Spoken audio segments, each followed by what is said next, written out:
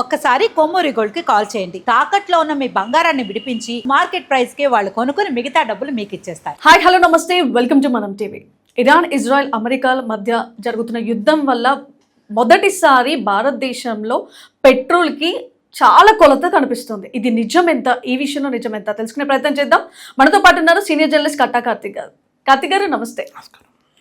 కార్తిక్ గారు, present situation ఎలా ఉంది అంటే పెట్రోల్ కొరత కనిపిస్తోంది, గ్యాస్ అసలు దొరకట్లేదు అంటున్నారు. మరి ఇరాన్ ఇజ్రాయెల్ అమెరికా మధ్య జరుగుతున్న యుద్ధం వల్ల ఇలాంటి సిచ్యువేషన్ అసలు నెలకొనడం నిజం ఎంత?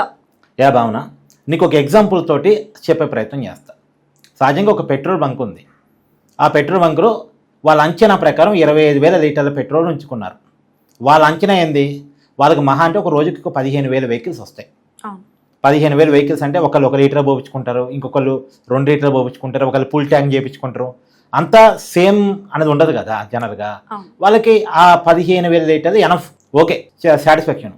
కానీ నిన్న మోడీ గారు రాజ్యసభలో మాట్లాడిన తర్వాత కోవిడ్ తరహా సిచ్యువేషన్స్ కనపడుతున్నాయి, అయినా సరే మనం దేన్నైనా ఎదుర్కోగలం అని చెప్పేసి ఒక మాట ప్రజలకి రాంగ్గా కన్వే కావటం వల్ల, మీడియా చేసిన అతి వల్ల, ఏదో లాక్డౌన్ సిచ్యువేషన్స్ వస్తున్నాయని, పెట్రోల్ డీజిల్ కొరత వస్తుందని చెప్పేసి అతి ప్రచారం ఫలితంగా ప్రజలంతా ప్యానికి గురయ్యి అందరూ కూడా ఒక్కసారిగా పెట్రోల్ డీజిల్ కోసం ఎగబడ్డారు. మారు 1 లీటర్ పెట్రోల్ బండిలో పోపించుకునే వాళ్ళు కూడా ఫుల్ ట్యాంకులు చేయించుకోవడం మొదలెట్టేశారు. 10,000 వెహికల్స్కి సరిపడా పెట్రోల్ ఉంది అనుకుంటే 5,000 వెహికల్స్ అయిపోయేసరికి పెట్రోల్ అయిపోయింది. ఎందుకంటే లీటర్ పోపించుకున్నాడు, 2 లీటర్లు పోపించుకున్నాడు, 2 లీటర్లు పోపించుకున్నాడు, ఫుల్ ట్యాంక్ చేయించుకున్నాడు. అందరూ ఫుల్ ట్యాంకులు, తర్వాత పైగా బాటిల్లో పట్టుకోవటం, క్యాన్లో పట్టుకుని ఇంటికి తీసుకెళ్ళటం, ఇవి ఎక్కువైపోయినాయి.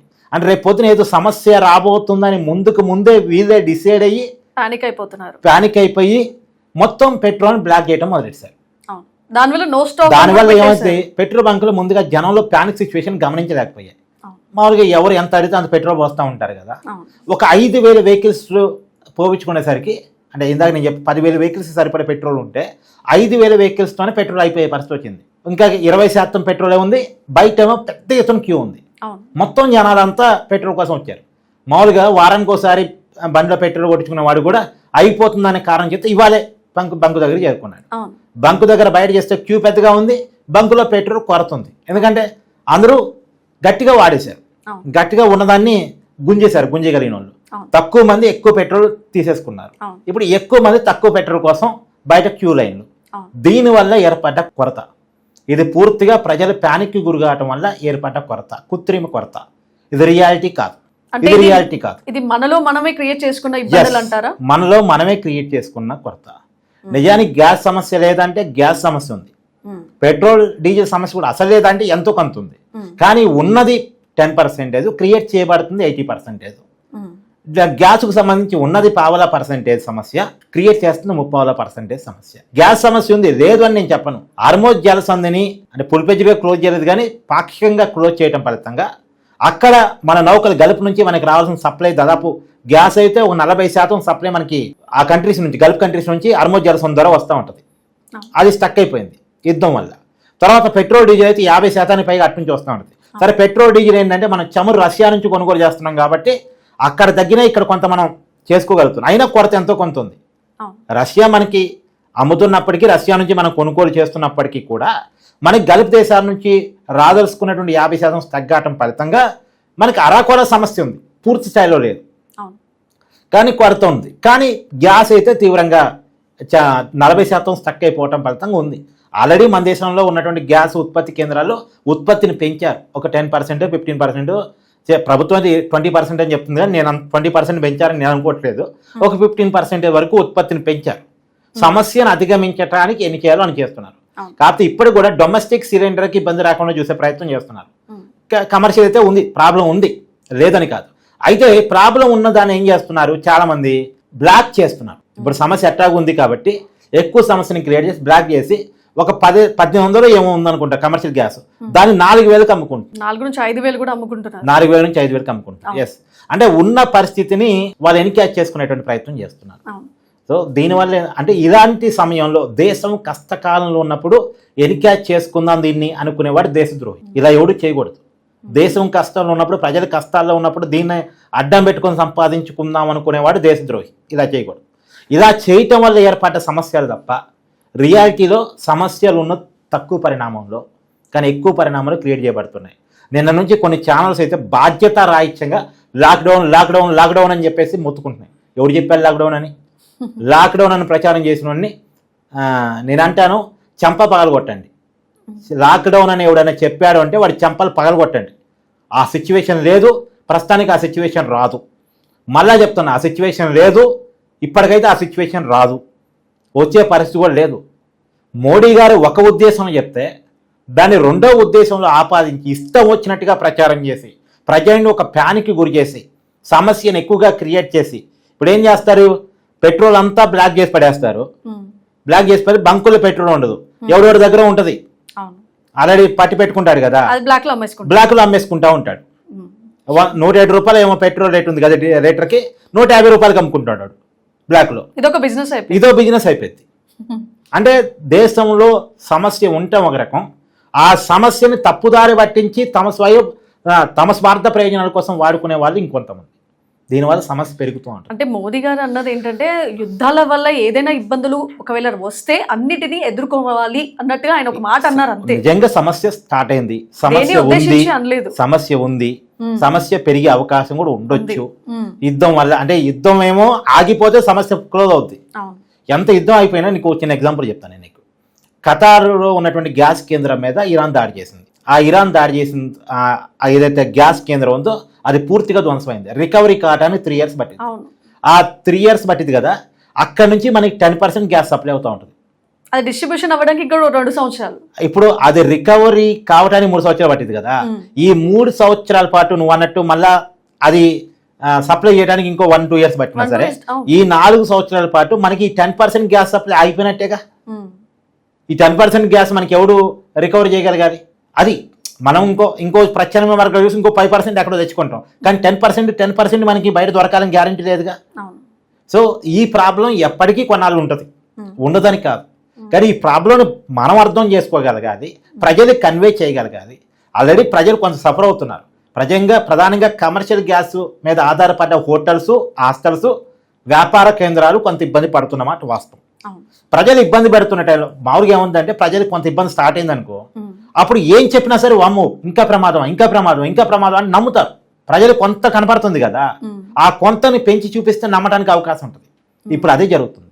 ప్రజల్ని భయపెట్టడం అనేది కొంతమందికి ఆనందం, కొంతమందికి వ్యాపారం, కొంతమందికి అవసరం.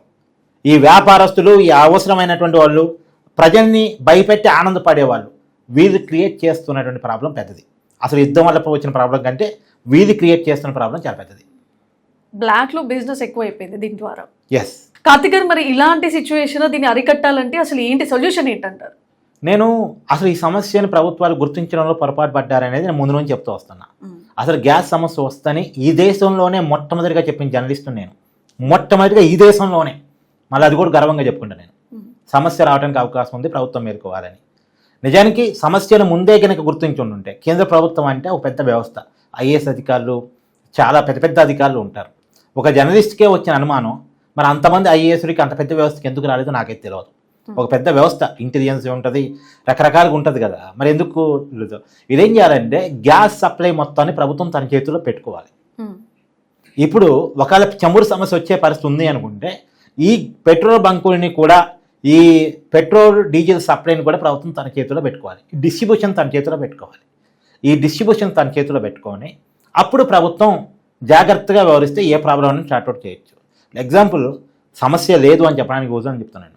మామూలుగా పెట్రోల్ డీజిల్ సమస్య వస్తుందనుకో, ప్రభుత్వం రియాక్ట్ ఏం చేస్తుంది అంటే, నువ్వు ఎంత పెట్రోల్ అని అడుగు, ఫుల్ ట్యాంక్ అడుగు, లేదా 2 లీటర్లు అడుగు, 3 లీటర్లు అడుగు, కానీ రేషన్ విధానం ప్రకారం నీకు 1 లీటర్ మాత్రమే పోస్తాను, నీ బండి నెంబర్కి 1 లీటర్ పోస్తాను, దాన్ని జాగ్రత్తగా పొదుపుగా వాడుకో అని చెప్పింది స్టార్ట్ చేస్తే. ఇప్పుడు గ్యాస్ విషయంలో స్టార్ట్ చేసింది ప్రభుత్వం.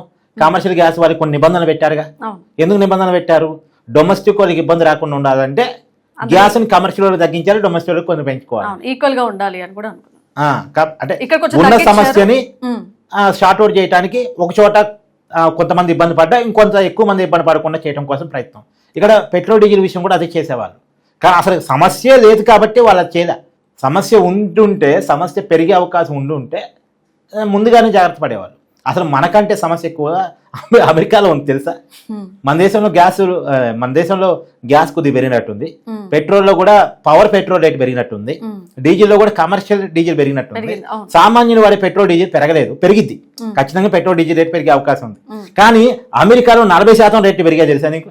అమెరికాలో పెట్రోల్ డీజిల్ 40% రేట్లు పెరిగాయి, అంటే 100 రూపాయలు ఉంటే 140 అయినాయి. ఎలా ఉందో ఊహించుకోవాలి అసలు.